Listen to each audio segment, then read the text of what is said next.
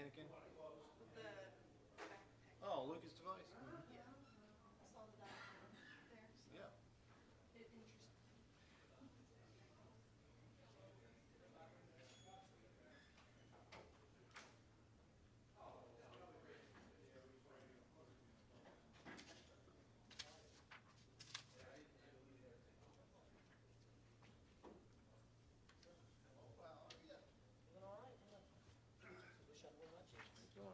How you say? Fine. They are. Just pick up whatever's over here. I think they already got you a handout out there, but you're welcome. So you need this after this part's done?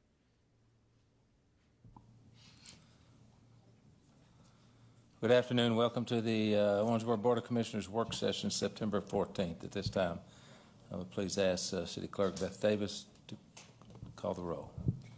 Commissioner Jeff Sanford. Here. Commissioner Mark Caslin. Here. Mayor Tom Watson. Here. Mayor Pro Tem Larry Maglinger. Here. Commissioner Bob Glenn. Here. Thank you. Item 3, EMS Technologies, Lieutenant Brad Leonard, Owensboro Fire Department has a presentation for us. Please take the mic. All right. Do we want to, like a table right here, give a demonstration of Sure. it? Do you want to explain? Okay. You need a body?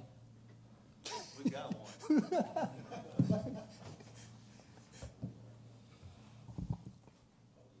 You need a table? It would help. Here, or is there another spot y'all like for me to demonstrate this? You can take that corner maybe. Okay. Mark said he wasn't planning on doing anything today anyway. You're right. There you go.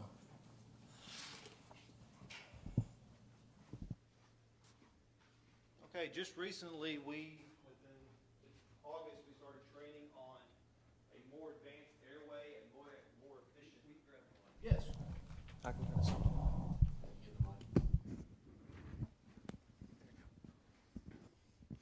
I train for the fire department, so I'll probably present this as a training officer type of environment. So when I stand up, I like to move around and use my hands and so forth. But anyway, we recently started to use the iGel as a more advanced airway. That way we're providing a more efficient service to our citizens. Prior to that, we were using what we called the King airway. It required a few more steps whenever we used it.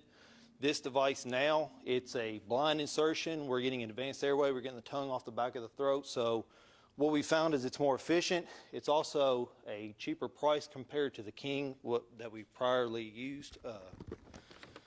Excuse me, throat's getting dry. So let me show you what this is. I won't be able to give a demonstration of it on the mannequin here because we use a different training device, but this device right here, it is able to compress and form whenever you're inserting it into the patient's airway, and then it'll expand, and it doesn't require us to take another step as far as expanding that. So that's what makes it a whole lot better. Like I said, it's a cheaper price, but while that's important, the most important thing that we recently got into was what we call the Lucas device. This device allows for CPR efficiency to go up 80% for the patient. So that is, for us, is a very important thing because what we found is that we don't have interrupted CPR anymore. Whenever we get to the patient's house, we go from the starting CPR on the bed, then we move them over to the stretcher. From the stretcher, we're going into the ambulance, and from the ambulance into the hospital. And through that process, we've got about 5 to 10 times that we're interrupting CPR. So essentially, this is kind of like a life support device for the fire service compared to what you find in the hospital. So we're not interrupting CPR anymore, and that's why that efficiency goes up 80%. So I will give a demonstration of it while I'm doing this. How do I go about it? Hands-free? Thank you.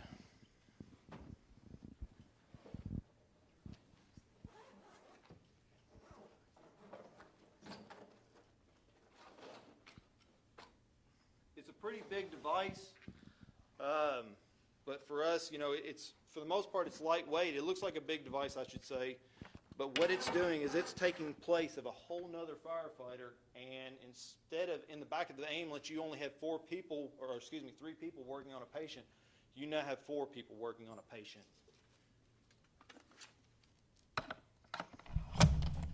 All right.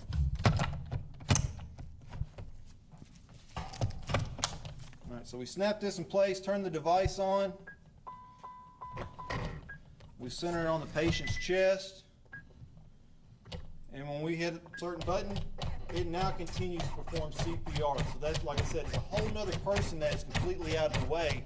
The American Heart Association recommends that you do 2 inches of depth whenever you're performing CPR. This device does that. Pause it for the noise purpose, but this device will continue to provide that 2 inches of depth in CPR compared to whenever you're in the back of an ambulance. Multiple firefighters have done this several times, but what we're doing while they're turning corners, while they're stopping and going, is we're holding on to some type of something to hold on to for us, and we're doing chest compressions, and the efficiency is not there compared to now. The efficiency is so much more. So for me, I find that this device is probably the most important thing that I've seen within the last year for the fire service, because a large part of what we do is life-saving when it comes to CPR, and here we've got something that's fantastic for that. So is it patient-specific? What if you've got an 8-year-old? There is limitations to this device, which would require us to go back to manual CPR. It fits more of your larger teenagers, your adults. It's more for them. But there is those limitations. But even, you know, if we run into that, we will continue that manual CPR. Everybody's trained to the American Heart Association, and we do the best we can. Is that as wide as it comes? Yes. And, you know, some people have said, well, what about somebody that's larger chested? Whenever you raise the arms of the patient above their head, all that starts to get slimmer as well. So it fits a large amount of people as well. And is the airway open by then? By that point, we have got this inserted, so the airway is maintained open. What they didn't realize about 20 years ago with CPR is as we're compressing that chest, you're squeezing the blood out of the heart, circulating the body, you're squeezing the lungs too. So you're circulating just as much air. So with this inserted, even without having to breathe for the patient, what we're getting is great oxygenation as well. Good. Is it just one size? Is that all they make? Right now, this is it. There is multiple companies out there that provide this, but for us, this was what worked great for us. Yes. How many of these do we have? Currently, we have one. I believe we're in the process of trying to get some more. Whoop. Yeah, we budgeted for one of them this year. We're working on grants to get additional units. So This one, before Brad grabbed it, it was on engine 1 there at Station 1 at 9th and Locust. So it deploys with that truck, and they've already used it, actually, in the last few days, at least once that I know of. Like I said, we budgeted for this one. We have this one. We've been training on it, make sure everybody gets comfortable with it. We have a grant that actually we're still waiting for, kind of our fingers crossed, that would allow us to buy some more of these, along with cardiac monitors for our advanced life support effort in the future. But yeah, we have this one, and depending on how the grant goes, we'll probably be asking, or very likely be asking for monies in the next budget for additional devices. So what's the cost, please? The price point on this item is roughly $20,000. The difference it can make for a patient is priceless. So that's kind of, we look at the return on the investment and the outcome for patients. Like I said, it's being able to have the consistent compressions while the hands are free for the responders to do other things to manage the airways. So how many do you need? Well, we would at least like to have one on each of our engines. That's 5. Okay. So that's 4 additional. Like I said, we're kind of in a holding pattern on a grant, trying to see if we can get a couple from a grant before we know how much money to ask for. So, Lieutenant, are you trained in EMT? What is your? Yes, I'm one of the CPR instructors for the fire department, also the EMT instructor for the fire department. So you taking that national exam and all that stuff? Well, I did that a long time ago. It's a lot harder now, Yeah. but I didn't take it then. But yes, we maintain efficiency with our training in EMS because that is a big part of what we do. But like I said, with devices like this, whenever I presented this training to the firefighters, what I was telling everybody is we are now providing top-notch BLS service, basic life support service, to our citizens with this kind of device in place. Quick question. Yes. So I'm taking the CPR course. So one of the things that can happen is you break ribs, does this reduce that, or is it about the same? Okay, so there is kind of a misconception about the breaking ribs. You will feel a lot of popping whenever you are doing compressions on a patient. That cartilage of the ribs attached to the sternum, just like popping your fingers. That's essentially what's going on. But what we're actually doing when that happens is we're providing better CPR because that rigidness in the chest now is starting to go away. So we get more efficient CPR. And when you do good CPR, you see that coloration come back in their face, the red lips and everything. That lets you know that you're doing good. So monitors tell us that we're doing the best, but using basic visualization, we know that we're doing good. So you will see that in a patient on the Lucas device for sure. Yes. So we have seen a decrease in mortality from being able to use this, or more chances for revival might be a better. Nationwide, they are seeing that. For Owensboro, we've only had this within a month right now, but the great thing is that those that have had to use it, we get a whole lot of that thing is working great. And that's important. So we know that when they go into a house, they're doing what they can do, the best they can do it.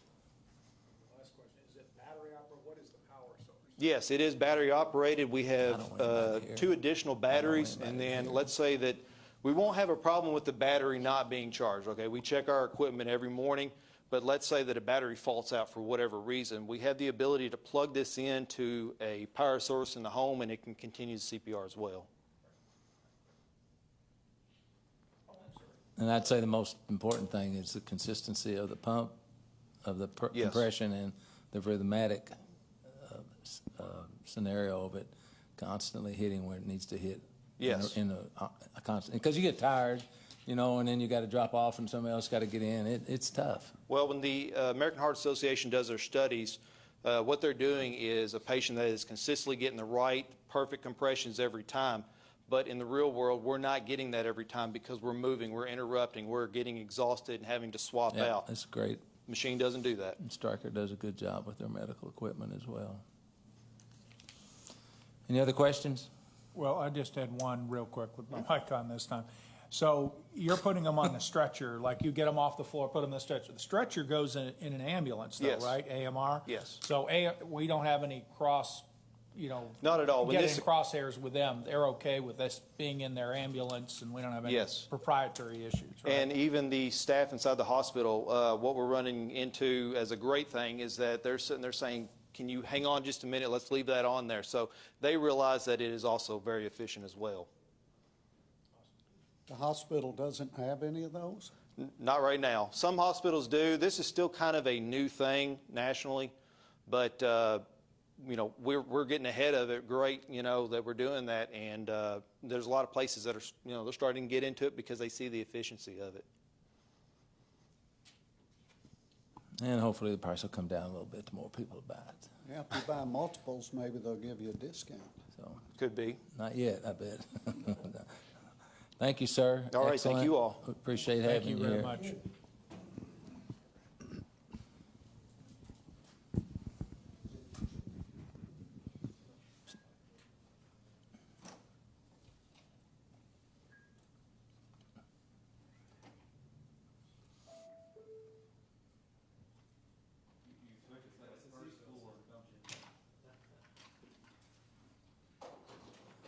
I believe the next ones will have, they'll talk to you while you're doing it probably. Our AEDs actually do that. Yeah, yeah, that's the next step on that.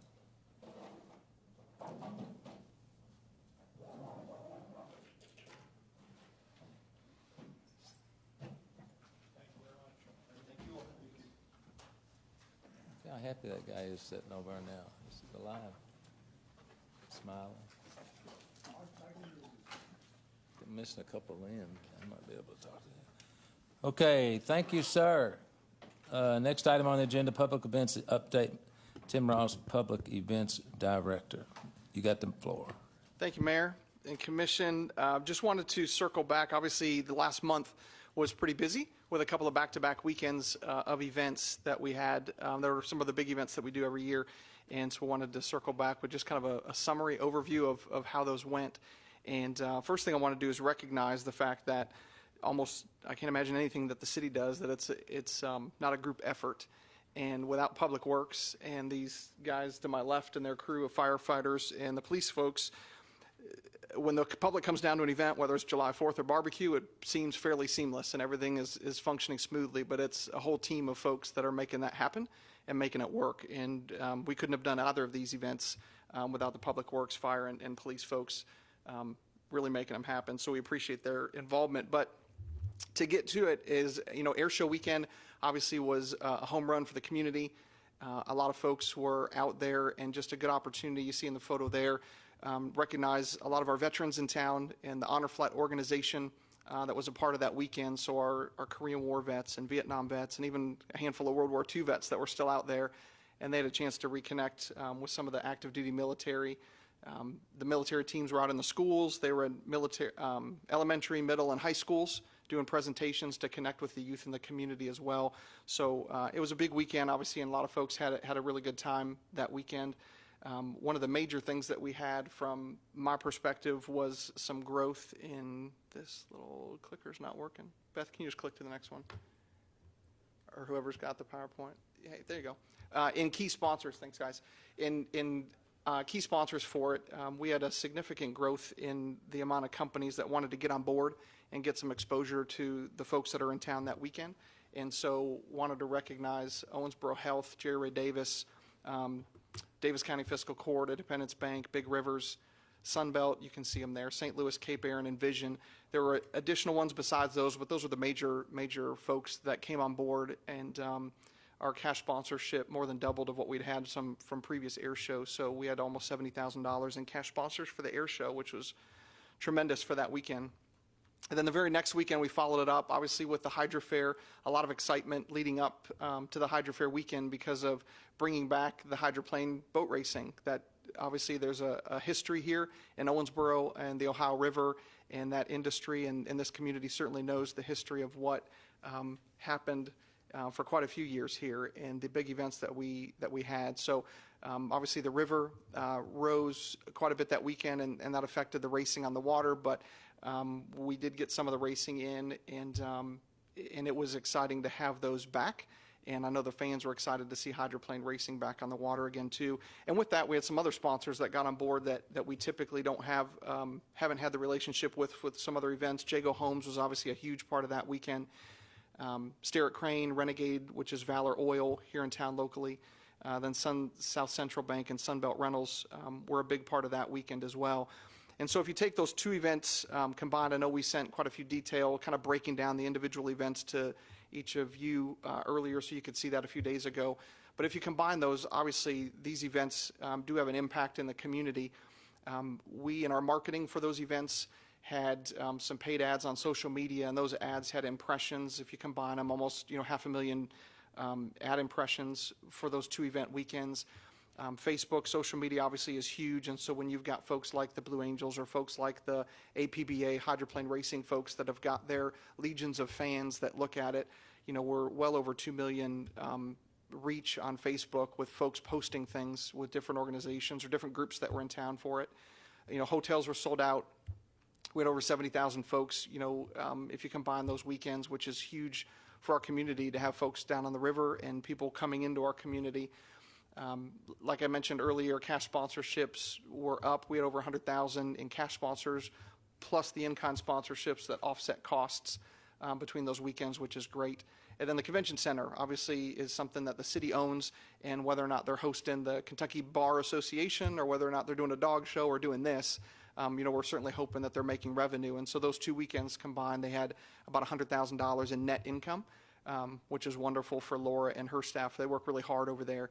And so Friday After 5 is great, and lots of things they do, but these obviously make an impact on her budget, which then obviously affects our budget here as well. So that's just a real kind of high-level overview of those 2 weekends combined. Like I said, I know you guys got a lot more detail to it if you wanted to get into the weeds on that, but we just wanted to give kind of a quick synopsis of those 2 major events, because obviously a lot goes into the planning for those and budgets for those and things like that.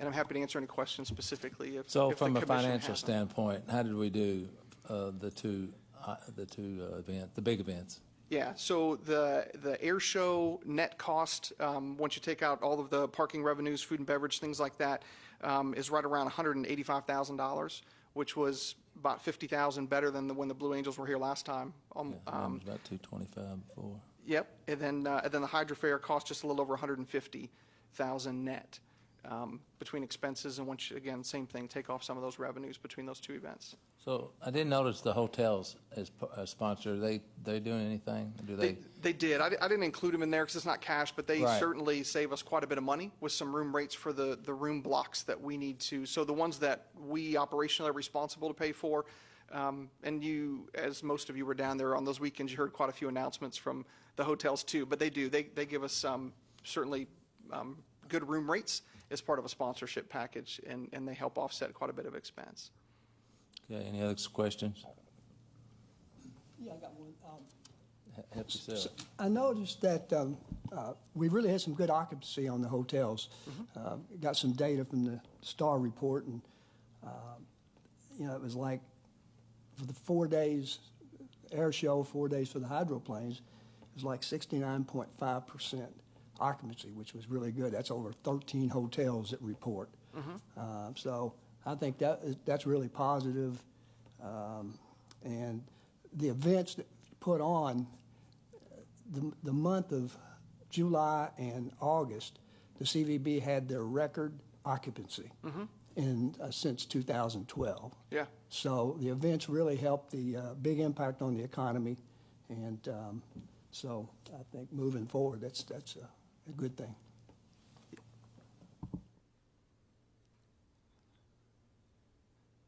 I know that we're in the middle of a pandemic, and I know you even addressed this to the media. So what were we, it's an impossible task, Tim. Was there anything we could do? Did we have signs up and encourage people to wear masks, or, we just hope for the best? Yeah, and no, it's not a criticism at all. No, I know no. it's a tough situation to be in, because we need the economy to go forward. We need people to work. We need these events to happen. Yeah, we do. No, it's a great question, and it's something that the city manager and I talked about even this morning, moving forward over the next several months. How do we continue to look at it? And so we look at the style of what the event is, where the event's taking place, and then what can we do to kind of help encourage that. And Owensboro Health obviously was a part of this, and they set up a vaccine clinic out at the air show on Friday to help kind of promote those and get our vaccine numbers increased even more than what they are. And so that's a part of it. And then from day one, Laura, when we met with her over at the convention center, we limited the number of seats that we were going to sell compared to previous years, specifically so they could space people out more than what they had in the past. And then we also required anybody that's purchasing tickets there to purchase them in tables, So previously, if, my wife and myself wanted to go down there, we could just buy a pair of tickets, and we're sitting with a bunch of folks just like you do at any normal concert. But this time, you had to purchase tables. So to kind of help ensure as much as we could that you were going to be going to the event with close friends or family, as opposed to sitting with strangers that you don't know, to try to limit those contacts a little bit. So as you mentioned, it's really difficult to, I guess, follow through on all of the recommendations that the CDC has and yet keep the economy moving forward and people out doing things. But we did encourage masks, encourage people to space out. If you look at some aerial photos that we've got of McConnell Plaza and the riverfront, it's really surprising to see that people are in rows and not just crammed in, so it seems like people were taking some of our recommendations to heart and trying to, look out for their neighbors around them and give people a little bit more space. We purposely spaced out vendors and things like that, double what we normally would, to try to, minimize those congestion points and things like that too. So as much as we could, we did that, and obviously those events being primarily outdoors and highly ventilated areas and a limited amount of time was part of that rationale as well. Yeah, I think having it outdoors helps your rationale considerably because it diffuses. Well, excellent, and thank you for your staff and everybody's hard work. Thank all you. the departments in the city. Sure. Tim, I was just curious as to what your insight is as far as the HYDR fair. Did it do as well as you thought it would, or a little less, or? Candidly, it did not do as well on it as we were hoping for as far as spectators go. It had a crowd. Obviously, the river affects that, and people watch social media, and they watch the fact of, hey, we're not able to race this afternoon. Let's kind of wait and see. But it still was a little bit less than what we were even anticipating to be. So based on what the costs are to do that style event, it wasn't as strong as I was hoping it would be. Of course, the weather didn't cooperate, so. It was warm. It's always going to be warm in August when we do that, July and August timeframe. Well, I meant the river levels. Oh, yeah. So I think that influenced it quite a bit. But, sure. Okay, thank you. Yes, sir.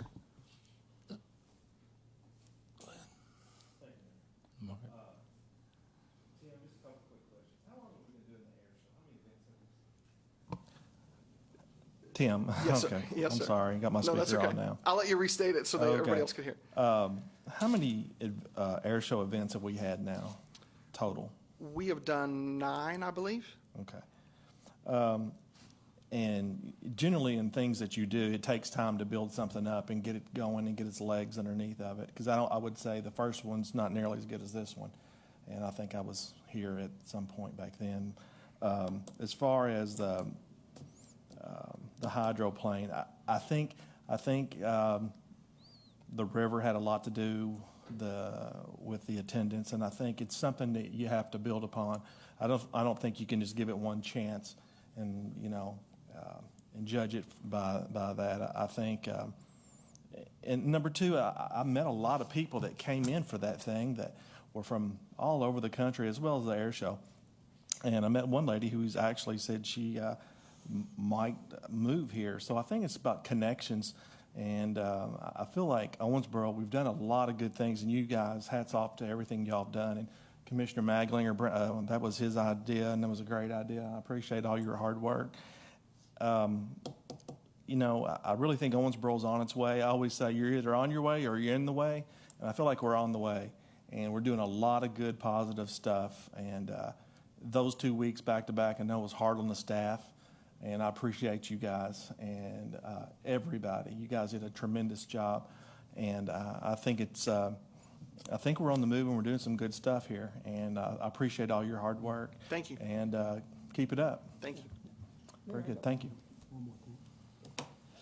Tim, one thing that, when I look at these reports, because we've got some in-depth information, but the thing that's really encouraging is even though we had the bad weather and not the crowd we wanted, but when it come to the cost of the city, it was just, a little bit more than the cost of the air show, and we had to give back, $12,000 worth of reserved seats from the convention center. So, that's something that really encourages me that, we can sell more sponsors, and that's, so there's some things we can do to really make this successful. And Okay. thanks for your help.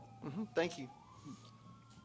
Well, to piggyback on that, talking to the teams, I mean, you got a river race and you have to expect what happened. I mean, you can't put the airplanes in the air and if it's a thunderstorm, and you can't race if there's stuff. I mean, I saw a sofa floating down the daggone Ohio River with all the cushions in it. So I'm not kidding you, because I was down there early talking to David Lopez and the people, and it had all the cushions in it. So, I don't think you can predict the HYDR fair. I mean, we had an idea how much it was going to cost, and we exceeded that. But it's a river race, and the race teams weren't too upset about it. They said it's a great venue, but I don't know how you can predict what it's going to cost you when you're relying on Mother Nature to tell you how you're going to do. So, which brings me to the question: what are your thoughts about the future, the air show and the boat races, and is it something that we want to continue to try and do every year, every other year? Is it something that we want to do when we have a big name flyers? And I just, you're the expert at this as we begin to think about next year, if you don't mind sharing. Sure. Thank you. Yeah, and certainly, Mother Nature, no matter what we do, say, Friday after 5 numbers are affected every time you get, rainstorms. So we certainly get that. As far as moving forward goes, certainly as Commissioner Sanford referenced, the building a brand takes a little bit of time. And so I'm proud of the fact that Owensboro's built a brand as far as the air show industry goes. Cities like Nashville don't get the Blue Angels and the Thunderbirds and the Snowbirds as often as we've had them here in Owensboro. So obviously, the teams and the military sees a value in coming to our community and the exposure that they get in our community, and they know that we take care of them. So, and certainly the crowds kind of follow, if you've built a brand. But that being said, does it make sense to do only when we have one of the larger teams, like you referenced, the Snowbirds or Thunderbirds? Probably it does. The smaller air shows are less expensive. The crowd numbers are down some, but even the small air shows are still 38,000 people, that come out to that. So you could kind of, I guess, take it on a case by case year. All of those teams that I referenced have talked to me in the last 8 weeks about 2022 and 2023 and moving forward. There's no guarantees. They don't release those until the national conference in December every year. So it's up to, I guess, my recommendation, then the commission decides how we want to do it. If we just want to aim and target to do kind of more of a signature air show every other year, and then maybe you alternate something every opposite year in between it. You go every even year. Like I said, the one nuance would be the Snowbirds Canadian team. They only announce their schedule 1 year in advance. The Thunderbirds and the Blue Angels announce theirs 2 years in advance. So they've already announced their schedule for 2022. And there's some exceptions to that when you go to the conference, because when they announce it so far in advance, obviously there's changes of plans 18 months out, and so potentially things open up. But we look at every event that we do, not just on a one-time shot, but we look at everything from social media feedback to web views to like how many people are going to the website to look for information about it, to how many shares and likes on social media, and then as well as attendance at the event, and then what does it cost to do the event, and does it make sense to spend X amount of money to affect X amount of people, in the community, or I guess to have that kind of spectator draw. So, I could certainly come back and give you some ideas, but as far as the air show goes, it's the next, we might know that we might get a jet team or something in 2022, but we wouldn't know until December. So every year I talk to the commission about it, because we have to kind of future plan, but we don't know for sure, at budget time what the next year is going to be. And then the same thing for hydroplane and the HYDR fair. If we want to, try it again and see, obviously nature affected the racing on the water. I think if you look at some of the numbers, it's, I wonder about the motorsports in general. If you look at NASCAR and things like that, their numbers aren't nearly as strong as what they were 10 and 15 years ago. So, but that being said, nature certainly affected, the product on the river this time too. So that's not a direct answer, but I was being pretty political. Well, I was being pretty as good. Good job. You know, Giving you enough of an instead of saying overview as I one year we can. do the Angels, next year we do the Hydro Fair, And you know, that just kind of, you know, a scenario such as that where it's not so much a strain on our folks. That's Sure. kind of the thing I was just thinking about, you know, and not, you know, obviously we've got revenue to do things like that, but, you know, I was down there at 6 o'clock every morning watching, and there wasn't a piece of paper on the Right. Veterans Boulevard at 6:15 in the morning. So I just thinking about from a, you know, staff standpoint, that it sounds like it could fit into a thought process of 1 year this one, 1 year that one. If it, And alternate, and but there then might be other events. you got to figure, if they say they're coming, you know, with the birds, you know, you got to make room for them. So Right. that goes into some scenarios of difficult planning. But that's, I would just think from a staff standpoint, it was pretty tough. Those policemen standing there on that asphalt directing traffic with people trying to figure out one-way streets in Owensboro. And that's my only thought about it. You know, obviously, Sure. the people that come to town enjoy it. So thanks, sir. for good job. Thank you. Okay.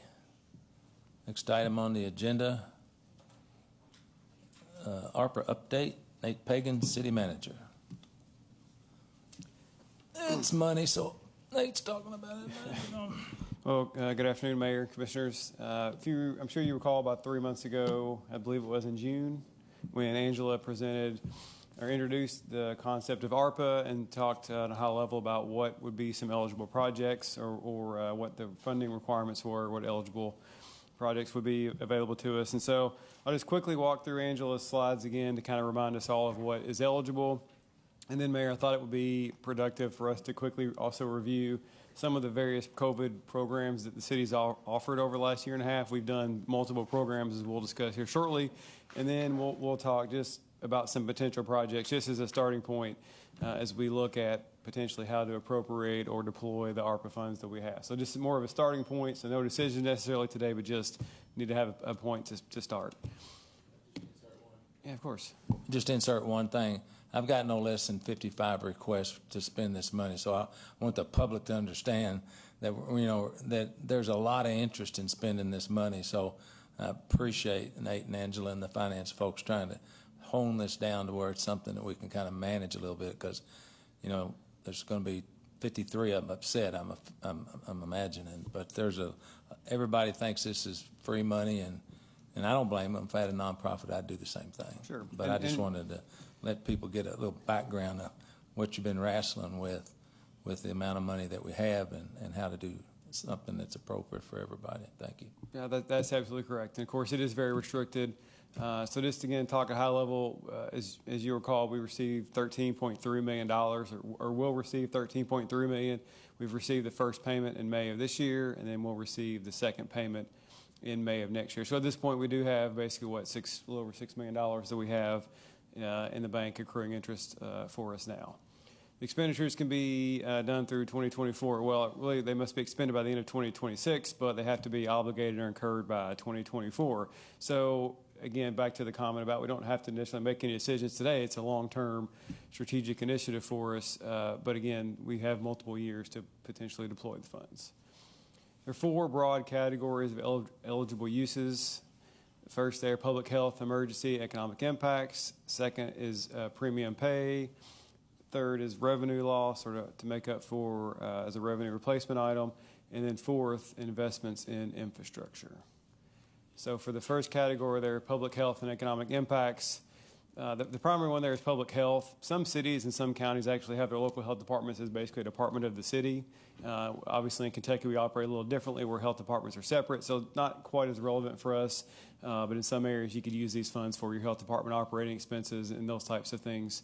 The first bullet point there. The second bullet point is for those that have been impacted negatively by COVID. So tourism, travel, hospitality, as we'll talk about in a little bit. We did a restaurant-specific program or several things for restaurants because obviously they have been a heavily invested or heavily targeted industry.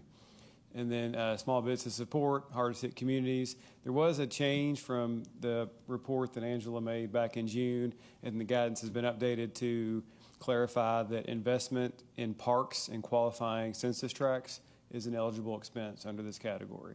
And so we do have a map showing those areas, should you be interested in seeing that later on as well. Premium pay is a little bit more of a targeted for essential workers, can be used retroactively, and just like it says, it can be used as a bonus. It's not something that is necessarily easy because it's probably not good policy to use non-recurring revenues for what would become a recurring expense, but it is an eligible expense. Frankly, I've in talking to my colleagues across the state, it doesn't seem like this is particularly gaining a lot of traction as an expense or as a category, but it is an eligible expense for the funds. Another one is loss of revenue or to replace revenue that we otherwise would have received based on our trending analysis prior to COVID. Angela showed a graph last time, but there was a formula that the federal government provided where you could use your historic growth rate over the prior 3 years to COVID or a baseline number that they provided of 4.1%. Now, the good news about the revenue loss or replacement revenue is that it is not quite as restricted as some of the other ARPA funds.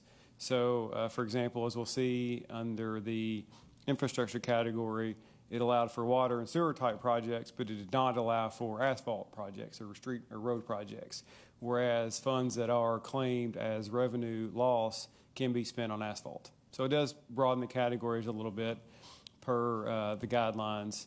And for the formula that was provided, the cities, you can see there at the bottom bullet point, they actually claim $8.3 million in revenue. So that would be, and Angela could explain this much better than I could, but just based on our growth rates for 2017, 18, and 19, and then our actual performance and revenue in 2020, that we would be eligible to potentially allocate $8.3 million of our funds for the revenue loss. And then the final category is investments in infrastructure. Those would be water projects. It's pretty self-explanatory. Sewer as well, both sanitary and stormwater projects. And then broadband. Truthfully, the broadband is not particularly relevant for us. That's really indicated more for, or intended more for rural areas that have a lack of broadband access. And so most of the city area has access to broadband, so that's not a particularly relevant issue for us as well. As referenced earlier, and as you all know, over the last 18 months, we've done a series of targeted programs for COVID assistance. So we listed those here with a total amount. So you can see approximately $185,000 we've invested for a rental assistance program that we did last spring that impacted 326 folks. We did $285,000 in small business grants, which reached 114 small businesses in the city. The restaurant worker program was the biggest, both in terms of investment of $750,000, but also in terms of reach, because we were able to put additional income into the pockets of 1,400 workers in our community. I know that was particularly well received by the restaurants and their employees when they were really struggling back last year. We provided 2 months of free sanitation for all commercial accounts. So in that scenario, we had revenue that we gave up of approximately $62,500. For the last couple of years, I believe, Angela, we've waived our fees for restaurants, particularly for alcohol fees, for the ABC fees that they would typically pay to us. Felt like that was a reasonable give back as restaurants struggled. And then other ancillary fees that we waived as well, like typically there would be an encroachment permit to allow Colby's, for example, to have sidewalk seating. So again, to help restaurants, we waived fees of those nature as well. And then we made 2 payments totaling $300,000 along with the county to the Green River Area COVID Assistance Fund that was stood up last year by United Way and the Area Community Foundation. And so those funds were passed through primarily to those who needed it the most. So a lot of that went to rental assistance and utility assistance in particular. So you can see at the bottom there, altogether we invested $1,673,951 of our local funds, city funds, into COVID programs over the last 18 months. So I feel like we've done a lot. And so I appreciate your willingness to entertain those and in many cases initiate those various programs. So imagine in your connections with all these, how does that kind of, did everybody talk about what they were trying to do? Did we do what we felt like was pretty impressive or just average? Or I would say we went above and beyond. Above and beyond? We did like more than most cities, I would say. You know, a lot of areas might have done a fund, kind of like the Green River Fund or some type of blanket approach, but I feel like we were far more targeted and frankly invested far more than the typical city in the Commonwealth. Thank you. So with that as a backdrop, in those industries that we've already targeted and assisted over the last 18 months, we've got a slide just to start somewhere for how we could potentially appropriate and allocate those $13.3 million of funds. So again, this is a starting point. So it'll be probably a multi-year, multi-month process at least to fully allocate these funds. And again, Mayor, Commissioner, we don't have to appropriate all these now. We could do a pot now and then wait for some period of time to fully allocate the other remaining funds as well. So I don't think we have to do it all in one swoop. So Could you also, we had talked about this, we're looking at things that's not in recurring expenses, which is a very big difference than building something you have to pay for the next 40 years. So kind of keep that in your mind as you're looking at these things that we're trying to do. Spend this money on non-recurring expenses, which is kind of what DC is kind of sent down and said, that's kind of the idea of this thing is don't go out and build you something you're going to have to pay for the next 10 years. Exactly. That's good policy, again, to use non-recurring revenues for non-recurring costs. So better align our long-term financial interest. So the first bullet point you can see there is the $8.3 million that was referenced earlier. That's what we're eligible for replacement revenue. Again, the benefit to the replacement revenue is just a little bit more flexible in how we could come back and eventually deploy those resources. And again, we wouldn't have to claim necessarily the full 8.3. We could claim up to that amount, but we could also claim a lesser amount. Next project is the York Area Drainage or Stormwater Project. I know we're all aware of the emails and the comments that have been made at recent commission meetings. We all understand that's an issue now. So we've started a modeling project out there to where we're modeling the flow of water there, and with the idea that hopefully that will lead to a project that we could address flooding around York Drive, the western portion of Griffith Avenue, Stratford Drive, and those areas that right now do have some pretty serious drainage issues at times. So we're putting that in at $4 million as a placeholder. It will probably be somewhere in the $3.5 to $4 million range, but it will be a sizable and expensive project, kind of like some of the other stormwater projects that the city has undertaken over the last few years, whether it be Sherm or some of the ones around Beach Road or Owensboro Christian Church, would potentially involve property acquisition, building a basin. So it is a pretty involved and sizable and expensive project. Next two we're showing is potential payments to local utilities. Of course, that's one of the primary categories was to help utilities.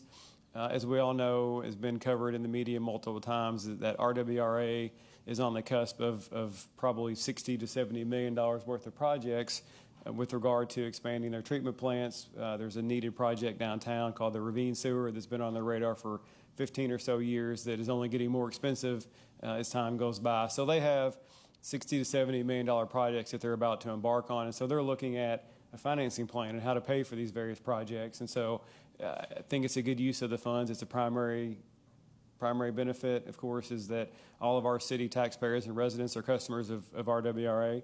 And so by funding a project of that nature or lowering the cost that RWRA would have, we're saving everyone money.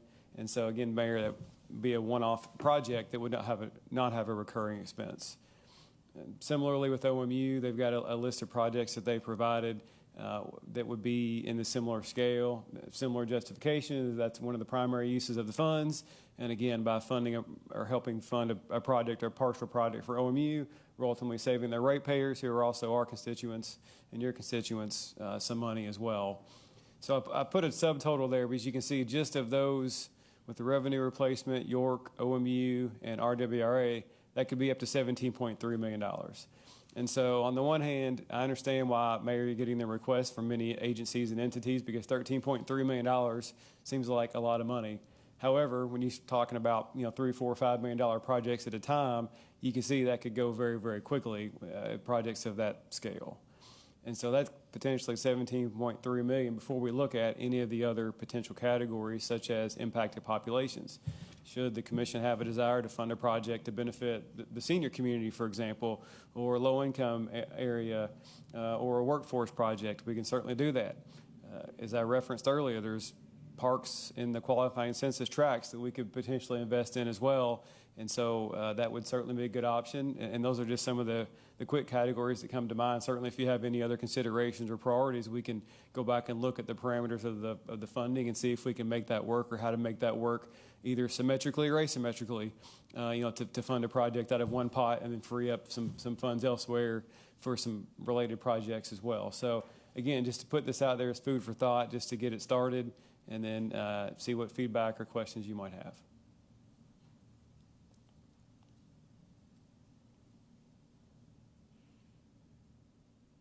I do think it would be helpful if you're interested in funding RWRA and OMU to maybe communicate that to them in the short term, in particular with RWRAs are looking to finance and how they would borrow or potentially undertake all their various projects that are ongoing. So that would be helpful to them so they could plan considering the amount of projects that they're considering at this time. But again, so you could potentially allocate some in the short term or not, totally at your discretion.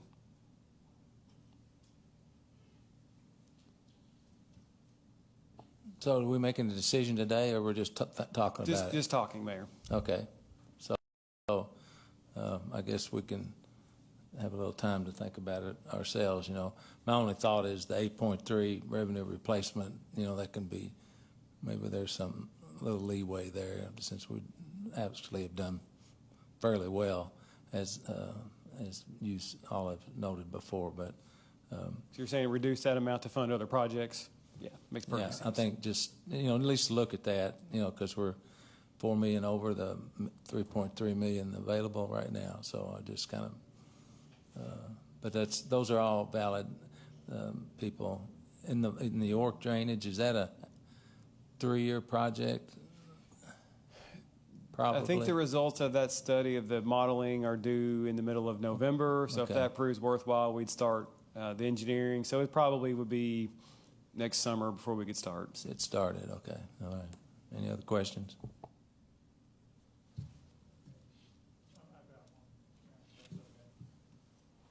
So when you talk about parks projects, can you give an example? I mean, what would be an example? Or maybe you can't, but I mean, I think it could just be broad investment in parks. And it's more about, has to be in certain areas. So I think we could make whatever improvements to those parks you would be interested in doing. So it's more about the geography of the park as opposed to the particular improvement of the park.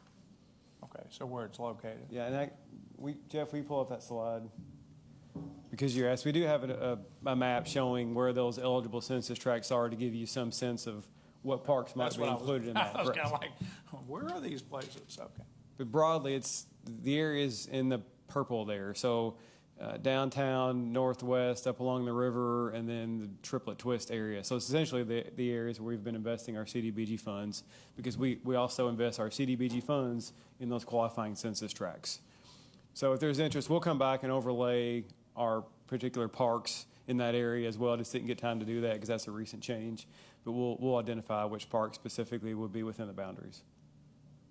Thank you, Mayor, and thank you very much, City Manager. All right, thank you. Good job.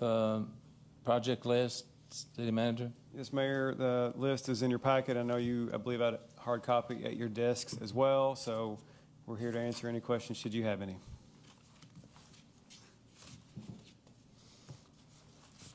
I have none.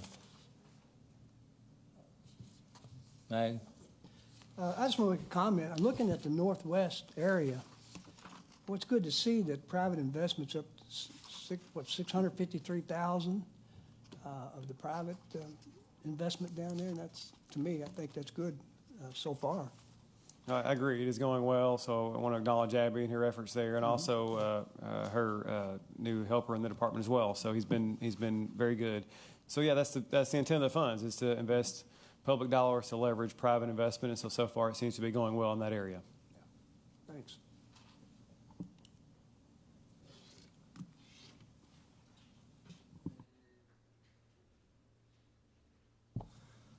So yeah, nobody has any other questions about the project list? Okay, we'll move to item 7. I'll make a motion to enter into a closed session to consider under closed session under KRS 861.810(1)B to discuss property acquisition. Could I have a second, please? Second. All in favor indicate by saying aye. Aye. All opposed, motion carries. Thank you. For the media, there will not be any action taken after the closed session, but you're welcome to stay here. It's about 68 degrees. It feels pretty good, I think so. But there will be no action taken. Thank you. We'll move into 406 for closed session.